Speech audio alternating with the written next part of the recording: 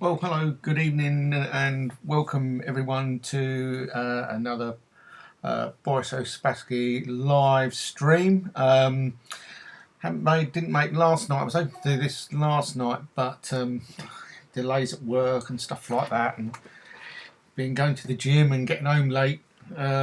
So doing physical exercise instead of mental exercise meant I was rather late home last night. So I didn't feel up to doing this, and it was a bit late last night, so I made the effort to sit down tonight because I know there are people that do want to sit and watch some of my videos. Now, wins for me have been a bit of a rare thing lately. I've had a few beatings, but I was approached by I think he's new to the BYPFC Backyard Professor fan club, a player called CPHL came and introduced himself and asked for a game on here on Lichess, and obviously I was more than happy to play him. And I believe he's from Sweden, if I remember rightly, and it was nice to give him a game. So we set a game up, and I ended up being white, and I thought, well, I've been playing or trying to play the London system recently. I've spent some time previously on the Rue Lopez, but I've not played that a lot lately. I've just been spending time trying to get to grips with this London system with so many different move orders. It's difficult to try and remember them, so I just try and play pretty much a standard set of movements, which may or may not at some point get me into trouble. And we'll see a couple of move inaccuracies in this game we're going to go through here. So it was really good. We were quite happy to get going. So let's just get straight on with the game. Okay, so I was fortunate enough to be white, so I decided I'd play the London system. So I opened with d4. CPHL opened with knight to f6. As usual in the London, you bring your bishop out to f4 to get it outside of the pawn chain which you're trying to create, where you've got pawns on e3 and c3. So you don't want your bishop trapped in there. So the idea is to get your bishop out quickly. One move that you have to be aware of when the knight is out is it coming to h5, which can lead to your bishop being trapped here. So you do have to be a little bit careful. So it's quite common to play h3 at some point. I mean, it may not be necessary at this moment because there's also, I've got the option to retreat the bishop if necessary, but once you've played e3, then you really could be in trouble if you've not got a way out for your bishop if the knight becomes the next move. So maybe h3 is played a little bit early in this opening, so this may not be the correct move order, but that's the thinking behind playing h3. So he enketters his bishop onto g7, and I brought the knight out to d2. Now normally you would be playing again, like I said, one of the pawns out to either e3 or c3. But I'm also thinking about developing pieces as well, because that's the other part of any game plan is to get pieces developed too. He castled, so he's castled already. I'm nowhere near ready to castle, but I'm not too concerned at this point. So now we've played e3, and a move to watch out for here is the knight coming into e4. I've also been playing against Merlin, a really strong player from Germany, and we're playing a couple of games in the London system, and one game he's absolutely mullered me he got his knight into e4 and created all sorts of havoc. But I shall do that game. I shall do that game later, or in another video.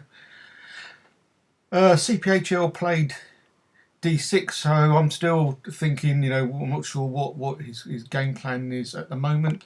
So I'm just going to try and get my pieces developed. So we bring my knight out to f3.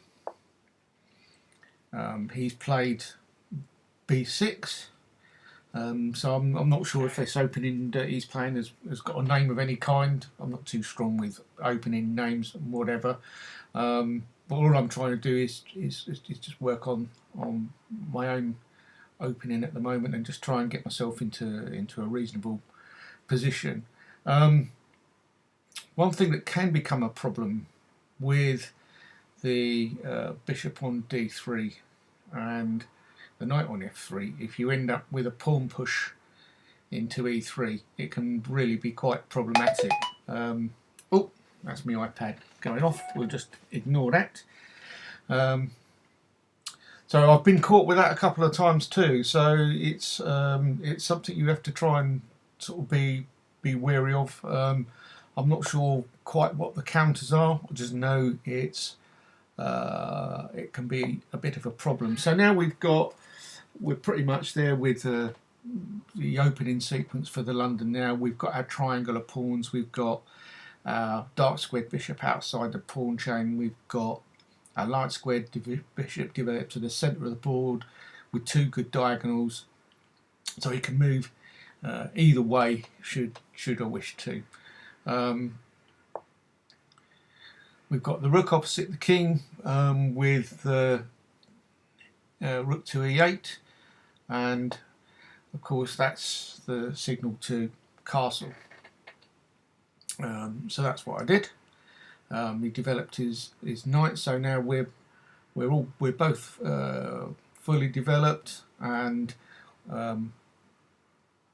most of our pieces are active. And that's the final developing move really for the London, and that's to get the queen out to e2 and get the rooks connected. So I'm looking at the board thinking, yeah, okay, I'm quite happy with the way things are going at the moment, and I'm now sitting around trying to think of a plan. So following his b6 comes c5. So the first bit of tension in the centre, and he's going for the head of my triangle. I'm not overly worried because we have got the d4 square adequately protected at the moment. So I thought, it's getting a bit tight in the middle, so we'll just try and give ourselves a bit of space on the queen side. So I decided I'd play a4, and as far as I know, he quite rightly responded with a5. I thought I'd just activate one of my rooks, so brought that into c1. Potentially eyeing up that file should he decide to take on d4. I would then recapture with c4, and I would then have the file. So first dibs at the file. So that's my thinking there, and he then pushed e5. So at this point, I'm looking for opportunities, and I spotted that b5 looked to me to be a weak square at this point. So I've got my eye on this, but decided I'd take. So d takes c5. He takes back, and instead of retreating the bishop, I decided I'd play it against the knight and pin the knight to the queen. So the normal move here probably would have been to retreat the bishop back to h2, but I decided I'd play the pin against his knight. And there's the pawn move forward which I was talking about earlier, so one where it's quite easy for a piece here to cause problems, and this pawn has caused problems before in other games, so you do need to watch for that. So I thought, well, I'm still hanging on to the B5 square, so I thought we'll just take his piece. He captures back. I take the pawn in the middle. He captures with his knight, and he is 2 points up at this point. So now I decide it's time to try and make use of that what I consider to be an outpost square over here. So I've got his weak square on B5, so I thought, well, I'll go for that and attack his knight. So at the moment we haven't really got any loose pieces, so quite happy with the way things are going at the moment. So he played rook out. I played D1, placing the rook opposite the queen. He defended with the knight. Well, the knight is now pinned to the queen anyway, so obviously I think he's either going to try and go for the bishop, take the bishop out of the way, but of course at the moment the knight is pinned to the queen. I decided to push on the other side now and played h4. He responded with h5. So now I'm thinking, okay, is there a potential weakness over on the h file if we can get over here at all? So I'm thinking at this point, then we might have a little square here for the knight on g5, which would attack both this pawn and the rook, and possibly eventually the queen, but we wait and see. So I'm eyeing that up and decided it was right to play that move. We need to do something with that rook, but the pawns, the knight's pretty well okay there. So I decided to double up against his queen. He brought his bishop out to a6, and I duly captured it. He retook with his rook, and so he's still ahead at this moment in time. But I'm looking at the board and I'm thinking, I don't think it's too bad, and I'm sort of starting to see the potential, I think, for something to happen here. So knowing that we can get back in the game at this point, or rather I sort of half calculated it, I decided we'd play and remove the queens off the board. And at this point I'm now up a point, and there's the opportunity to double the rooks on the file. So I thought, lesson learnt from some of the BYP videos, and one of the principles is to get rooks on open files, and I thought great opportunity to get both rooks on the file. His rook over on a5 is a little bit stuck at the moment as I see it, so I thought that was a really good opportunity. He moved his rook back to a8, and with an unguarded pawn I decided I'd take that. So I've now got a pawn majority on the queen side and a pawn majority on the king side. So at this moment I'm thinking it's not actually too bad, and we've got a knight against a bishop. He brought his bishop out, presumably eyeing up h2, but obviously if he does I'm not too worried because I can just skip it out of the way, so I'm not really too worried about that at this stage. I'll move the knight in because I've now seen that we've got a great little fork on the knight, and then if he captures with his bishop we get both rooks on the same rank, not the 7th but pigs on the 6th we'll call them. So he takes and I take, and I'm thinking at this stage this isn't looking too bad if I can manage to play this right. But you know, CPHL is playing well. He is about 100 points higher than me, but I'm quite pleased with the way things are going at the moment. He really can't go anywhere with these two pawns, so we think we'll see if we can take the opportunity to take one off the board. Now, I didn't expect A8, but when he played it, well, you know, I thought, yeah, well, we are ahead, so no reason not to trade. So decided I'd swap off the first rook. Lined up behind his undefended pawn. Yes, I've got an undefended pawn on the B file. He came in with D8 when I thought he would probably play B8. So I took that pawn on C4. He come in with check. So again, another reason to move the H pawn at some point, and I've been clobbered 2 or 3 times with back rank checks, checkmate. So not in a position to worry about that at the moment. I am aware that I've got a loose pawn on F2, so I'm also thinking that my next move may well be move the king to G2, and then I can protect these pawns here with the king, because don't forget, king is an active piece, an opportunity just to move his king around a bit, and there's the move to G3, which now means he can't take either of those pawns, and the E pawn is protected, the H pawn is protected, so you know, I'm feeling quite good at the way things are going at the moment.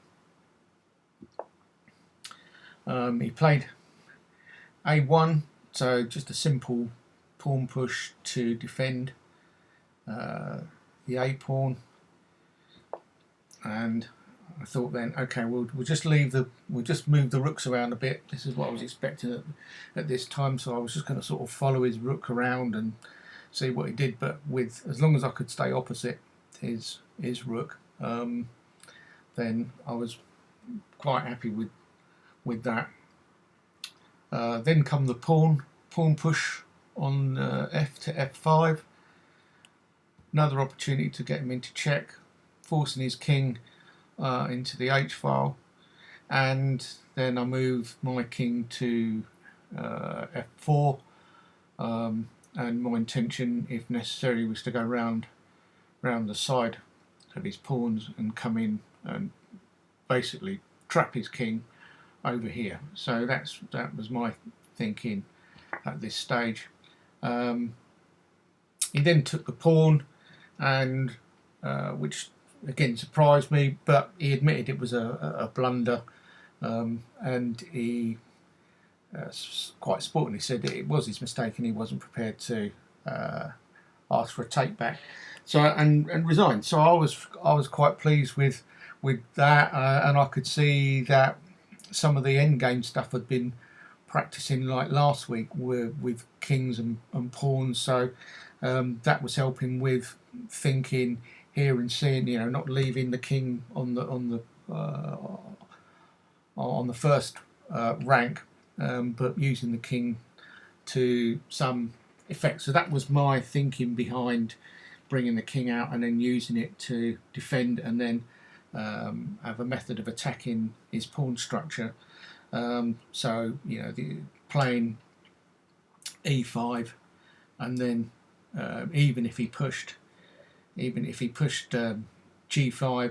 E5, and then we've got this pawn here, and we've also got the king attacking as well. So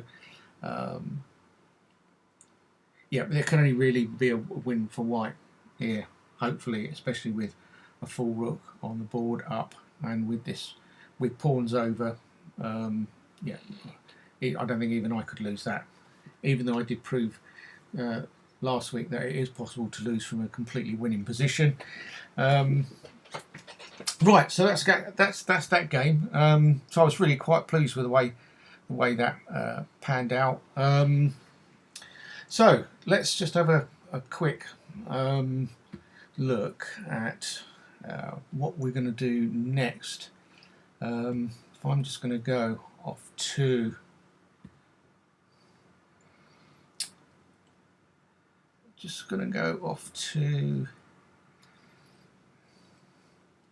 right, I'm going to go through the game also I played with Merlin that I was talking about. So I'm just going to check over on, just going to check the game chat and see if there's anyone in here. No, there isn't anyone in here at the moment. So right, we'll go. Okay, so Merlin's is a really strong player. There you can see it, 2000 rated player.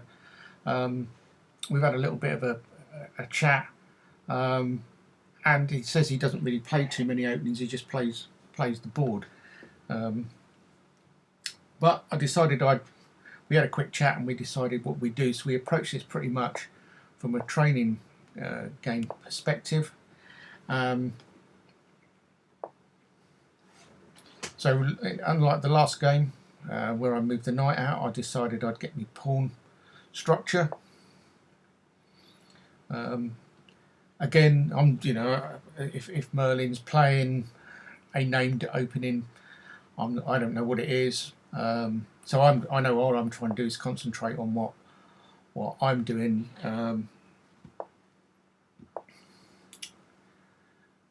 So again, the H pawn move, just in case we get the knight out here, especially now as I've got nowhere to go with it other than maybe E5.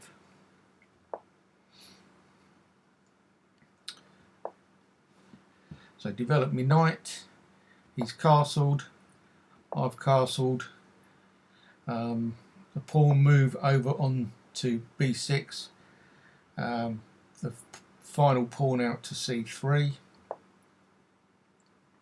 out comes the bishop, bring the knight into the centre. Of course, having played C3, you can't play it here, so that is another move order you can look at. So instead of playing C3, you can actually bring the knight out to C3. I think Ginger GM plays that as what's called a jabava, but I might be wrong there. But I've seen a couple of his videos where he does bring the knight out to C3, and I think he's called those the London Jabava system. So maybe worth watching. Have a look for some Simon Williams Ginger GM videos. They're quite good fun to watch.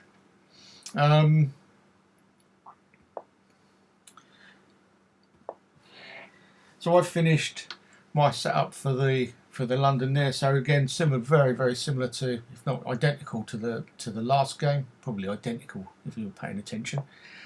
So now we're just going to play the game. So we've discussed that we're getting to this point. We're just going to play the game from here on in and see what happens. But say Merlin is a very strong player, and I've not played him for quite some time. And in comes the knight to that very dangerous, as it turns out, E4 square. And now we've got the double attack on the bishop and the knight with the pawn onto E4. We're playing another game when we've tried a different setup here.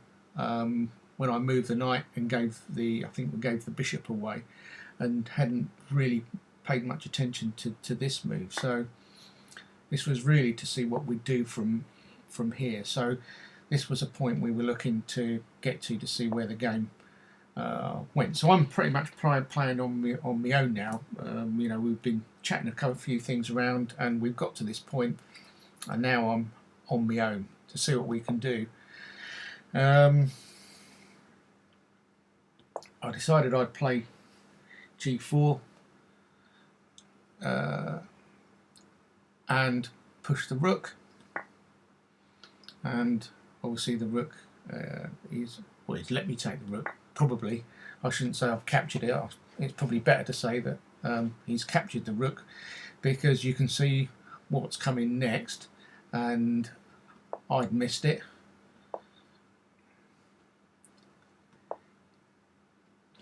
Brings his bishop in, so now we've got a very dangerous bishop on e4, and then the queen comes across to g8, and now I'm thinking, heavens above, I'm in some trouble here. So I bring the bishop in to defend. He removes the pawn on h4 with his bishop. I can't take it. So now I'm really thinking, what am I going to do here? My queen's nowhere. My light squared bishop's over on the other side of the board, nowhere. I haven't moved my rook on a1, and we are really in a bit of a pickle. But this is what happens when you're playing, really good players. You're outmaneuvered, you're outplayed. But it's really good to see the way they do things, and I've still got the original pawn structure that I aimed to set up to start with, but he's completely destroyed the other side, my kingside defence, and I have got nothing left at all. So really now I'm just trying to see how long I can stay afloat for.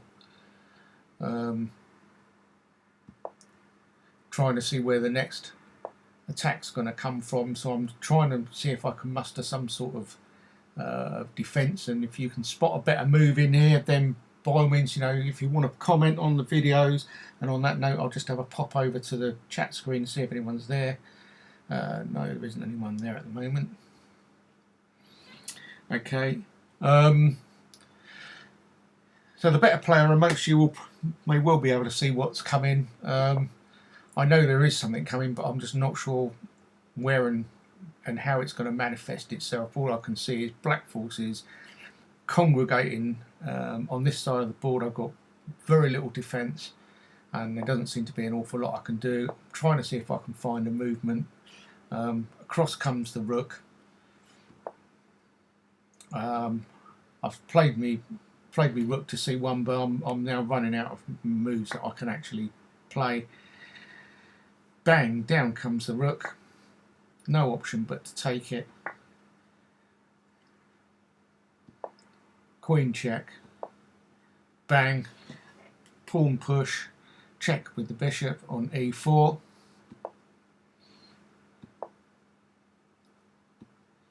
And there it is. Checkmate.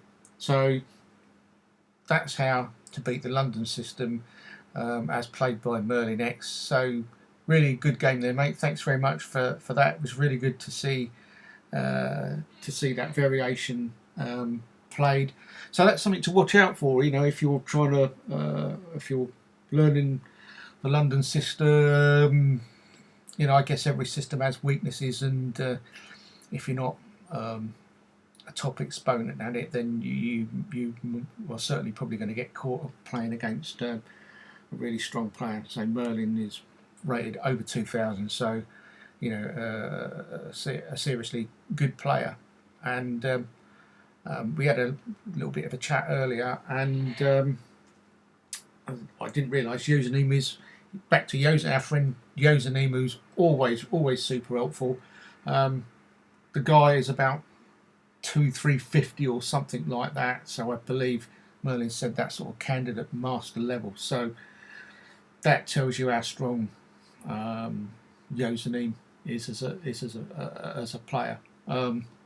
Calculating skills, well, I don't think I'll ever be as good as that. His calculating skills are phenomenal.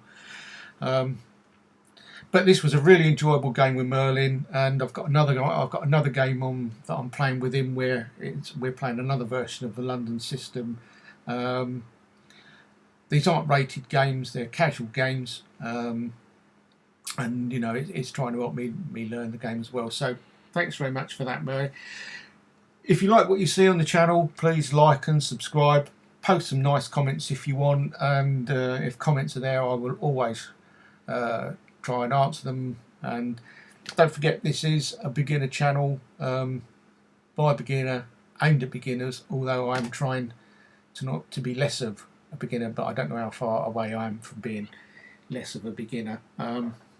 Some days you see improvement and you think, yeah, I seem to have cracked this, and then you're quickly brought down to earth when you make another couple of blunders and play some daft moves and whatever. And I've also been doing some puzzle practice.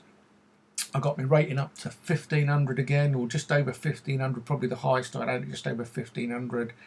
And then it all goes to pot, and 7 or 8 puzzles fail, and you've dropped 100 points again, back to 1400, and you've got to start all over again. So sometimes if your brain gets tired, you stop seeing things. And we did play. I know there was one thing I was just going to run through, if I've got it, and I'm not sure if I have, a puzzle I played with, or I investigated with Yosa. So just bear with me 2 seconds. I'll see if I can get a hard link. Hang on a second. Okay, right. I'm hoping. Here's the game link. Okay.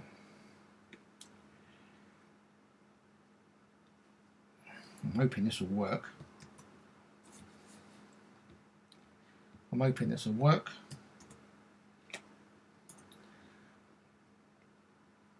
Right, okay, for some reason that's not going to work. Okay, right, I thought that would bring up the puzzle we were playing, so obviously not. So I'll just go back to my profile screen. Doesn't make that brilliant of a reading actually, but there we go. So thanks very much for tuning in. I will try and get back next Monday. If you want to challenge me to a game, rated or unrated, it's probably best to do a correspondence game, because I don't have a lot of time to spend playing short games as a rule, sometimes at weekends. But if you'd like to play me on live chess, look me up, Boris Hospassky, or go and join the BYP fan club. There's a great bunch of players on there. We have some really good games, and I've just hooked up with my old mate Stries. We've had a couple of weeks apart from playing each other because he was absolutely mullering me, and has built up something like a 6-point lead. But we've started another game today, and have also started playing against Viafile again today, another really good player, another guy I like playing. So yeah, if you want to challenge me to a game, correspondence, rated or unrated, 3 days a move works fine.